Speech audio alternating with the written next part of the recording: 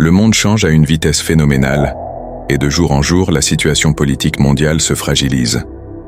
Le président Vladimir Poutine a annoncé qu'il allait appeler personnellement le prince héritier saoudien, Mohammed Ben Salman, pour le remercier du rôle déterminant de son pays dans les négociations sur la guerre en Ukraine, organisée en Arabie Saoudite, entre la Russie et les États-Unis. Pour comprendre toute l'importance de cette déclaration, revenons un peu sur les faits. Récemment, dans un contexte de tensions exacerbées autour du conflit en Ukraine, la Russie et les États-Unis se sont rencontrés en Arabie Saoudite.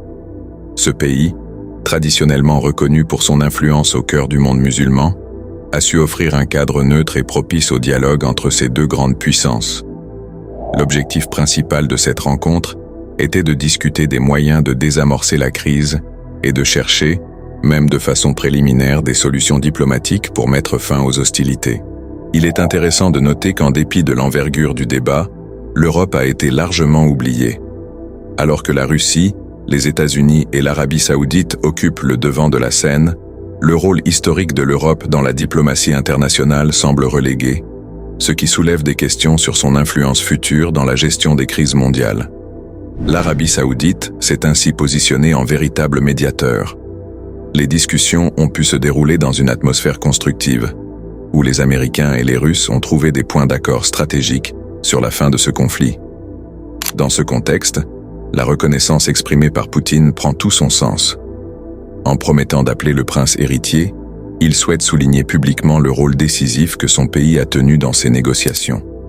La décision de Poutine de remercier personnellement le prince héritier n'est pas anodine. Elle révèle plusieurs choses.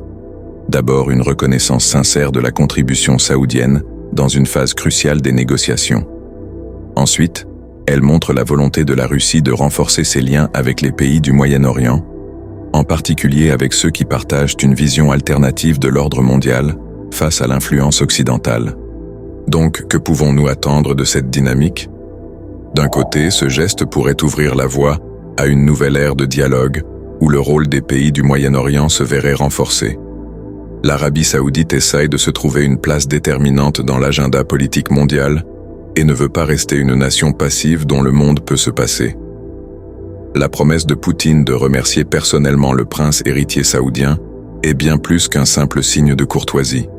C'est un geste stratégique de la part de l'Arabie Saoudite, mais aussi un geste qui permettra de voir l'Arabie Saoudite comme un État ami d'un point de vue russe ou américain. Cependant, la grande perdante dans cette histoire est l'Europe, qui a été complètement oubliée dans ce débat. J'espère que cette vidéo vous aura été profitable.